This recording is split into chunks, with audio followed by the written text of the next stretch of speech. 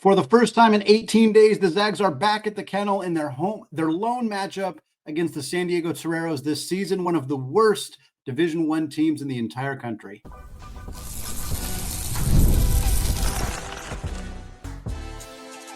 You are Locked On Zags, your daily podcast on the Gonzaga Bulldogs. Part of the Locked On Podcast Network, your team every day. What is going on, y'all? Happy Wednesday, and welcome into the Locked On Zags podcast, part of the Locked On Podcast Network, your team every day. I'm your host and longtime Gonzaga podcaster, Andy Patton, here to bring you news and updates on all things Zag athletics. Today's episode of Locked On Zags is brought to you by FanDuel. Folks, from big upsets to game-winning drives, the NFL playoffs are better with FanDuel. New customers can bet $5 and you'll get $200 in bonus bets, guaranteed win or lose. Just visit FanDuel.com today to get started. Well, folks, we're getting you ready for tonight's battle against Steve Lavin and the San Diego Toreros, including what we're going to be watching for, and then closing out the show with some updates on some recent Zags. Drew Timme killing it in the G League, an update on Domantas Sabonis as the All-Star game draws near for the superstar for the Sacramento Kings. All that coming up later in the show, but we start getting you ready for the game at the McCarthy Athletic Center. Tonight, Wednesday, January 8th, 6 p.m. Pacific time is the tip-off for Gonzaga versus San Diego. The game, as the last few games have been, will be on ESPN Plus for those of you outside of the Spokane market. It'll be on KHQ in the Spokane greater market area, and then it'll be on Fox 13 Plus for those of you in Seattle. It's the only matchup against San Diego this year. They are not taking a trip down to San Diego to Jenny Craig Pavilion, again, because of the uneven numbers.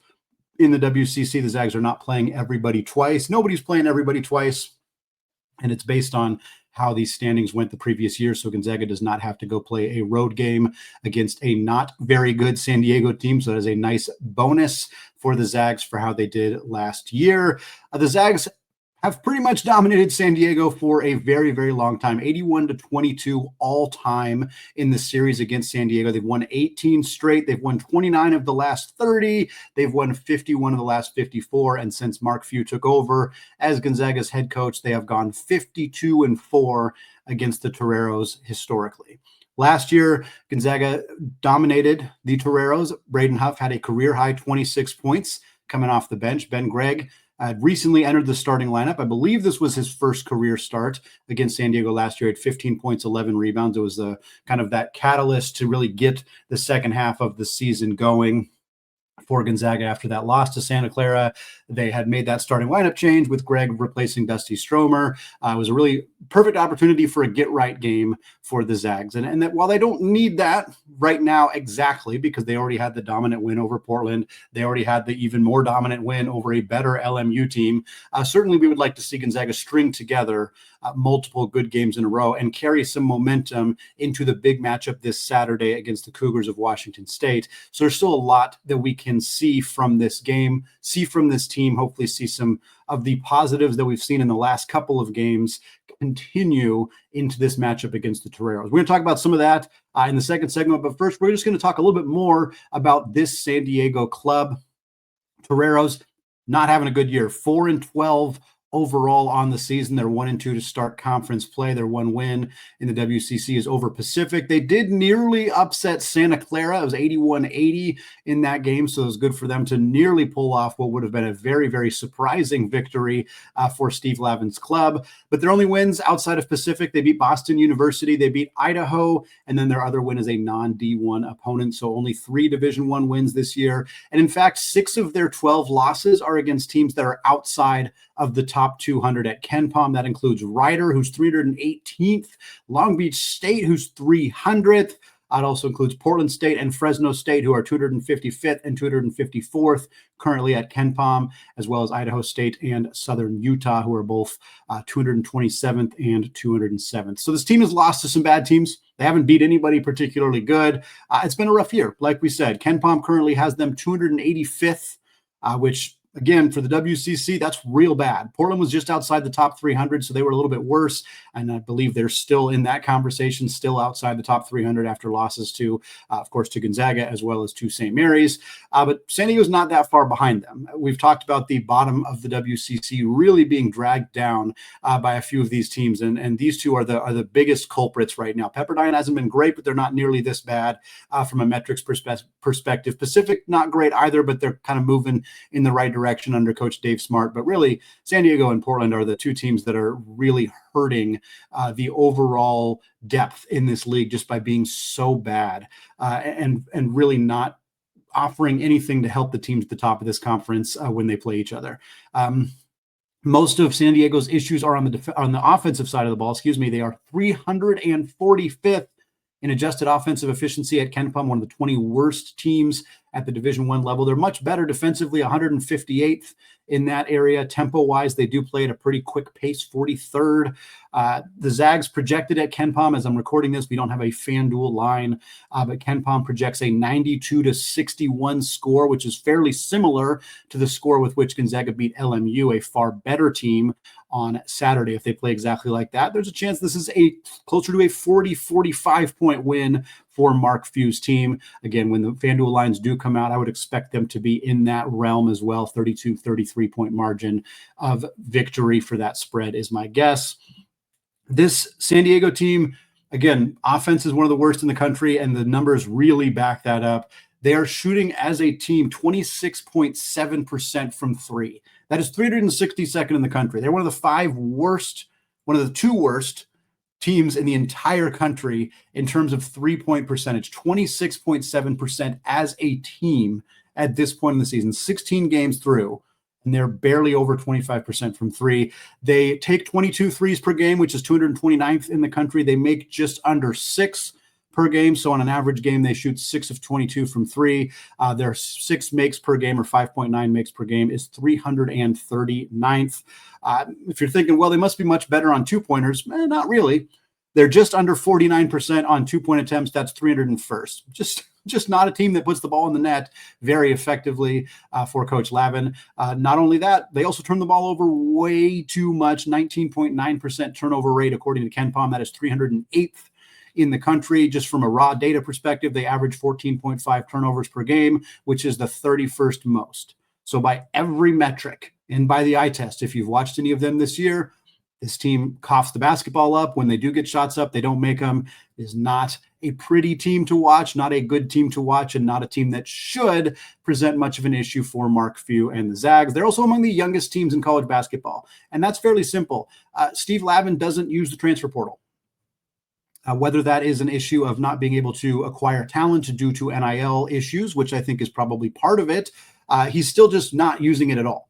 He lost 5 players this last offseason to the transfer portal, some of them very, very good. Wayne McKinney, Deuce McKnight, there's some really good players, Deuce Turner, and they only added 1. And the player that they added, in fact, was former Gonzaga walk-on Colby Brooks. So they did not add a single player in the transfer portal who was a scholarship student athlete at the Division I level. Brooks, for what it is worth, is averaging 3.2 points and 1.7 rebounds in about 6.5 minutes per game. He is not, he's kind of a fringe rotation player for Coach Lavin's team. Really great to see Colby Brooks going from walk-on at Gonzaga to playing at all at the Division I level in the same conference, no less. I don't want to take anything away from Colby's accomplishments. That is tremendous for him, and he deserves a ton of praise and accolades for how hard he worked at Gonzaga to be in a position to do this. But that can't be your only transfer portal addition when you lose 5 players to the portal. And like I said, KenPom he has a D1 experience metric, and it lists San Diego as the 354th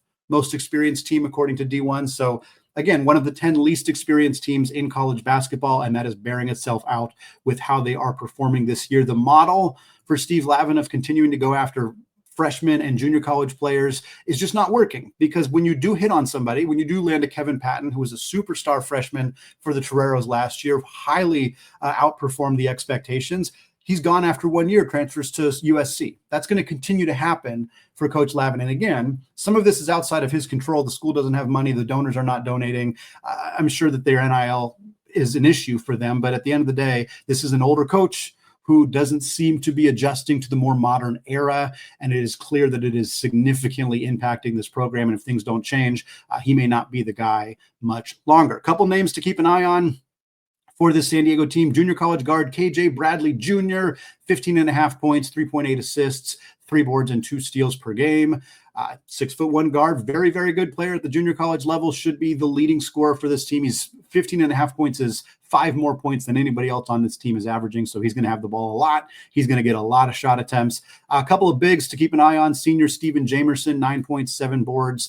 He does average 3.5 offensive rebounds per game. So he's going to be a player to keep off the offensive glass. And then sophomore Argentinian big man Santiago Truett, who is averaging about 9.5 points and just under 9 rebounds per game. I think he's tied for second in the conference in boards per game. He's also shooting about 59% on 2-pointers, a very productive player for Steve Lavin and the Toreros on a team that doesn't have very many of them.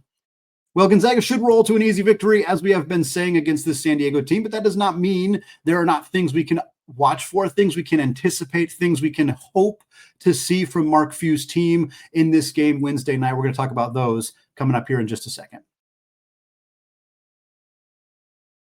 But first, folks, did Rocket Money help you find any subscriptions you forgot about or that you were paying for twice? That's definitely happened to me. I had a few subscriptions I didn't even realize I was still paying for, and Rocket Money made it so easy to track them all down. It's kind of like having a personal assistant for your finances. Rocket Money is a personal finance app that helps find and cancel your subscriptions, monitors your spending, and helps lower your bills so you can grow your savings. It brings everything together in one place, whether it's subscriptions, your spending habits, or even the goals you want to hit this year. Rocket Money has over 5 million users and has saved a total of $500 million in canceled subscriptions, saving members up to $740 per year when using all of the app's premium features. So cancel your unwanted subscriptions and reach your financial goals faster with Rocket Money. Go to rocketmoney.com/locked-on today. That's rocketmoney.com/locked-on. All right, folks, segment 2, still Andy Patton, still Locked On Zags podcast, and we're still getting ready for tonight's battle at the Kennel against the San Diego Toreros. We talked about who San Diego is, their struggles this year, particularly on the offensive side of the ball, some key names to keep an eye on. Now what we want to do is talk about our 5 things to watch for, 5 keys to victory, just kind of 5 points that we want to emphasize heading into this game. Number 1, as it has been really for the last month of Gonzaga basketball games, because it continues to be an issue for Mark Few's club, no slow starts. Got to come out firing in the first half, got to come out firing in the second half. There's no excuse against a team like San Diego to only be up 2 at the first media timeout, or to only outscore them by 6, 7, 8 in the first 10 minutes of the first half. There's no excuse for that, even in the second half. We saw that against LMU, an otherwise very excellent performance for Gonzaga, where they had an 18-point lead at halftime. 10 minutes into the second half, the lead was only 17. And it's like, yeah, that's fine. They still ended up winning by 30. It didn't ultimately matter. But when you have those lulls at the start of a second half against good teams, I mean, we've seen it. We saw that's why they didn't beat UConn. That's why they didn't beat Kentucky. Like, that is an issue for Gonzaga. Last year against San Diego, they were up 33-9 at one point against San Diego. Let's do that again. Should be something exactly like that. No reason for this team to be hanging around in the first even 5 minutes of this game. It should be, I don't want to say out of hand, but it should be pretty clearly heading in the direction of being out of hand in the first 4 to 5 minutes of this game. There's just no excuse against a team like this to start slow. You're back at home. Like, it's a perfect opportunity to just go absolutely dominate right out of the chutes, build a big halftime lead, and then do not let them hang around. Do not let them play you even for the first 5 to 8 minutes of the second half either. Just go take care of business, play a full 40-minute basketball game, because that's something we just haven't seen that much of from Gonzaga this year, and this is the perfect opportunity to get it done. Key number 2, something we've seen the last few games, something we talked about exactly a week ago on this show for the New Year's resolutions episode, wanting to see other guards get more involved in the offense. The offense was really bogged down by focusing so heavily on Ryan Nembhard and getting the ball to the bigs. It was the Ryan Nembhard show or the Graham Ike or Braden Huff show, depending on which big kind of showed up that day. And it sort of created a situation where on a really talented roster with so many good players, a lot of them weren't getting nearly as involved in the offense as they could have been, as they perhaps should have been, as we know they're capable of doing. And in the last few games, we have seen that change. I think the Pepperdine game where Ryan Nembhard had an off night and it led to Gonzaga struggling. That wasn't the only reason. Gonzaga had some issues defensively. Mo Odom went nuclear in the second half of that game. But ultimately, a big part of the issue in that game was that Ryan Nembhard had a bad game and Gonzaga didn't know what to do with him not playing well. They have way too much talent on this roster for one player to have that kind of influence on how a game goes. And that's not a knock on Nembhard. It's not blaming him. It's just, okay, if Nembhard has a bad game, why doesn't Nolan get more involved? Why doesn't Dusty? Why doesn't Battle? And in the last few games, we saw that change. We saw Caleb Battle just go crazy against LMU. In another game where Nembhard had 11 assists in that game, he didn't have a bad game, but he didn't shoot it very well. And it didn't matter. Ryan Nembhard shooting 2 of 7, I believe, is what he went in that game. And the Zags won by 30. That's what should happen. That's what should happen.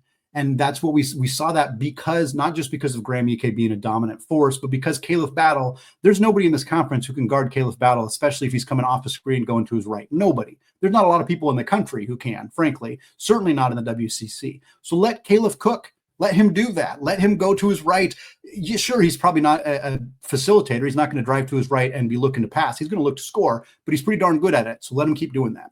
We saw Dusty Stromer get more involved, coming off screens, looking for that little mid-range jump shot, pump faking and driving to the rim, like just doing more with the basketball than just catch and shoot threes and kind of just drifting off on, he wasn't being very involved despite his super high efficiency this year. So those are two players that in particular that I want to see more involved in the offense, like they were against LMU, like they were against Portland. That should be the situation that we see once again in this game. And I'll toss Nolan Hickman in there as well. Hickman's been used mostly as a spot-up shooter. He hasn't really been utilized in that secondary creator role. But this is a player who's been the Gonzaga's starting point guard for a full season. I know it didn't go very well in his sophomore year, but he is capable of running the point, of coming off screens. And we saw that last year where at times when Nembhard was struggling, particularly early in the year, Gonzaga let Nolan Hickman run the point and it worked. And we haven't seen that much this year. I think that's something that for Gonzaga to be at their best, to be peaking, they need to be able to have him also be able to initiate the offense, generate some plays, make things happen in a way that he hasn't really done yet this year. Key number 3, continue to boost Michael Ajayi's confidence by running actions specifically for him. Michael Ajayi was great in the game against LMU. Finally, in the first half, he had 11 points. He didn't miss a single shot. He had an open 3. He had a breakaway dunk. He played great defensively, but on offense, every time he got the ball, he was looking to score, and that worked. Obviously, you still want him to be able to acclimate to the offense, but trying to have him play that high ball 4 role, looking to make the entry pass, he just wasn't very comfortable in that spot. I think eventually he needs to get there, but I also think letting him go to work. This guy's a really good scorer. He led the conference in scoring last year. Obviously, his role is different now, but you got to kind of meet him where he's at. And I think that's what we're seeing Mark Few be more willing to make those adjustments instead of forcing him to play the exact role that they need him to play, the exact role that they have been playing. Let's have it be a little different. If we're swinging the ball around at the top of the key and Michael gets the ball and turns and faces and he's got a defender he can take off the dribble, go. And against this team, he's probably going to have defenders he can take off the dribble. Obviously, if he's driving into traffic continually, if he's a complete, ball hog and he's not looking to pass and he's turning the ball over, you make some changes in that situation. But if he's more confident getting the ball and going to the rack, let him do it.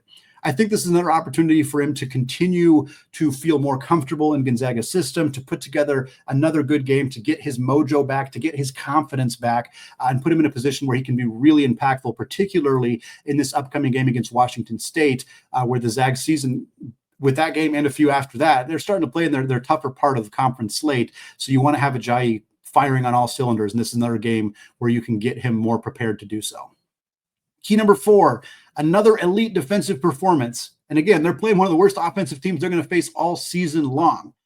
San Diego is 45.1% field goal percentage this year. That is 333rd in the country. So again, by every metric, like two-point shooting, 3-point shooting, turnovers, field goal percentage, they're not even a good free throw shooting team. There is pretty much nothing this team does well offensively. Meanwhile, Gonzaga's been having one of their better defensive seasons that they've had in a while. This is a game where they should continue to just put the absolute clamps on this San Diego team. I would love to see them force a bunch of turnovers. Again, San Diego turned it over about 20% of the time. That's really, really bad. And it's not just steals. Obviously, Gonzaga should get plenty of those, but they also turn it over with shot clock violations, offensive fouls, various other ways that they're turning the rock over. But for Gonzaga, get some transition opportunities. You're playing at home, get out in transition, throw down some big dunks, get the crowd absolutely rolling, get some easy buckets, especially early in the game. That's a great way to build that quick 10-0 lead, quick 15-3 lead, 33-9 like they did last year. Get some transition buckets, force them to call a timeout, and just clearly establish within the first few minutes of this game, hey, we're here to play. We're not here to let you hang around. We're going to get this thing out of the way early. And scoring out in transition, pretty easy way to do so. And then number 5, get the 9, 10, 11 guys and the walk-on some run. And this is kind of always a key against teams like this, something that Gonzaga has the opportunity to do quite a bit with teams like Portland and San Diego and Pepperdine and Pacific and so on and so forth. And with a big-time game coming up against Washington State on Saturday, this is a good opportunity for the Zags to not play anybody more than 30 minutes. That was the case against Portland. I think Nembhard led the team with 29 minutes. Would love to see that again. Would love to see this team have everybody play 30 or less minutes. Would love to see Emmanuel Innocente for 8 to 10 minutes. Would love to see Jun Suk Yo for 5 to 8 minutes. As far as I know, Ismaila Diani is still injured. I do not know what the prognosis is for him as of this recording. So don't know if we will see him, but certainly this is the kind of game where we should see Innocente, we should see Yo, and we should see the walk-ons.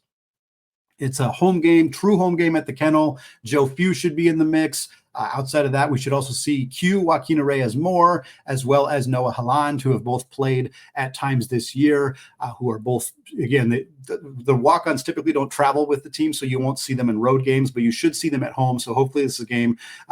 Everybody's loved watching Q play this year. He's super aggressive. He loves hunting for his own shot. It's very fun to watch walk-ons get out there and get to do some, what the players see in practice, but what we don't get to see in the game. So hopefully Q and Haland. Noah has yet to score his first college points. Would be a fun opportunity for him to do so at the Kennel in front of the home crowd as well. Well, folks, Drew Timme and Luka Krajinovic both dominating for their new teams. We're going to talk about that. We're also going to talk about Domantas Sabonis and his all-star campaign. All that coming up in just a second.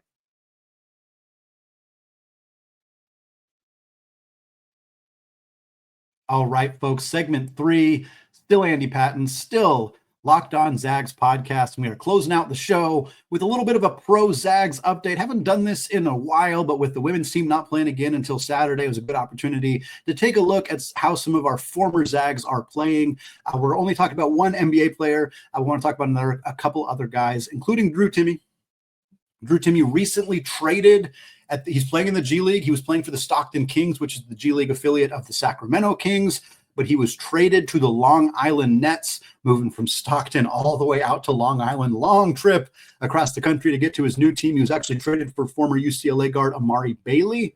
And Drew Timme has been really, really good in his first couple of games for Long Island. Back on January 3rd, he played not full 40, I guess, but he played 40 minutes played 40 minutes for Long Island back on January 3rd. He had 25 points, 10 assists, and 9 rebounds, 1 rebound away from a triple-double for the big fella. He also had a block. He was 11 of 18 from the field, 1 of 3 from the three-point line, and knocked down his only free throw attempt. A few days later, on January 6th, he had 20 points, 6 rebounds, 4 assists, a steal, and a block in that game as well. 8 of 15 from the field, missed his 1 3-point attempt, and went 2 of 3 from the free throw line. You can watch some clips. They're on Instagram. You can follow Locked On Zags on Instagram. We shared them to our story, so you'll find them out there. And it's Drew being Drew. Spin cycle. He had a couple up and under moves. He just looked absolutely fantastic. Buried a three-pointer, distributing the ball well. He's playing some really good basketball right now. Just made me miss watching Drew Timme, man. I love watching him play. It was such a fun era for Gonzaga basketball, and it's great to see him continuing to dominate. Even if it's not in the NBA, hopefully he'll get a chance here at some point this year. You keep scoring 25 points and nearly getting triple-doubles, and I'm guessing somebody will give you a look at some point or another. Speaking of former Zags, Luka Krajinovic just named the MVP of the 14th round 5-Bet Premier League very exciting stuff for Luka. Again, shared this on the Instagram account as well. He is currently playing for Cedevita Junior in Croatia, back in his home country after spending his freshman year at Gonzaga. Unfortunately, did not work out for Luka between a wrist injury and just not getting an opportunity to really carve out a significant role in Gonzaga's rotation. I think he wanted to stick around for a sophomore year, but Gonzaga wanted that scholarship for Caliph Battle. So Luka ends up entering the transfer portal, doesn't find a home, and decides to go back to his home country of Croatia. But it's going real well for him. Back on December 30th, Krajinovic had 23 points on an insanely efficient 9 of 10 from the field. That includes making all 3 of his 3-point attempts. And then on January 5th, he had 20 points, 13 rebounds, shot 7 of 11 from the field, including 4 of 5 from downtown. Really great to see him back home. Really great to see him playing well. I hope that he is sincerely happy, and I hope he knows that Zag Nation is still out here rooting for him, even if we only got to see him for 1 year here in Spokane. Since we're talking Luka, since we talked Colby Brooks earlier in the show, I want to toss out another Zag who left after this year, or after last year, Pavle Stosic. There's not an update on him, but he is redshirting for Utah State.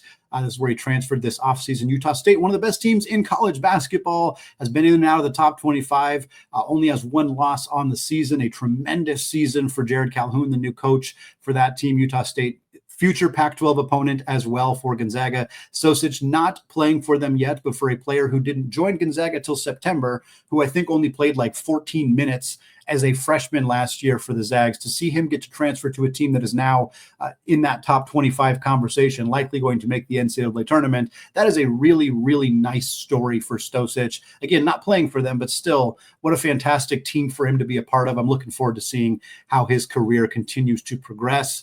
And then last but not least, certainly not least, in fact, Domantas Sabonis, wanted to give him a shout out here as well, having a all-star campaign. And I bring that up because you can vote for him. He's not getting enough votes. He never gets enough votes. He's just not as popular of a name, so you're not seeing him get it. And Sacramento certainly doesn't generate as many fan votes as some of the other teams do. But Sabonis doing some excellent stuff. If you haven't voted for him yet, go to NBA.com, find the voting app, go there. You can vote for, I found a way you can vote for almost every Zag. You can't quite vote for all of them, but you can vote for, you can have a 10 votes, 5 West Coast, or 5 in the Western Conference, 5 in the Eastern Conference. You can't quite vote all Zags, but you can vote for all WCC players if you toss a vote for Brandon Pajemski for the Golden State Warriors and Maxwell Lewis out of Pepperdine for the Brooklyn Nets. Sabonis, though, he's the most important player to vote for. 20.6 points, 13.8 rebounds, 6.3 assists in 34 games this season. 20.6 points and 13.8 rebounds are both career highs for a guy who's already been a multiple-time All-Star. He's legitimately on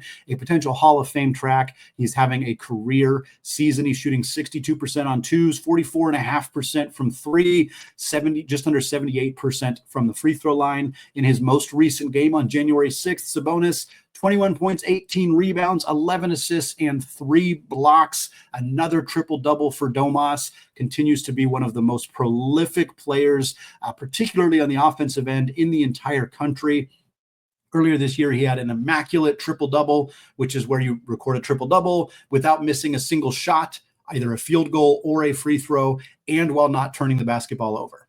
It was the first time in NBA history a player has recorded an immaculate triple-double. Russell Westbrook then did it a little bit later, and guess what? Lots more press. Lots and lots and lots more press for Russell Westbrook recording an immaculate triple-double than for Domantas Sabonis. I get that's the nature of media. I'm not trying to trash anybody, just saying Sabonis did it first.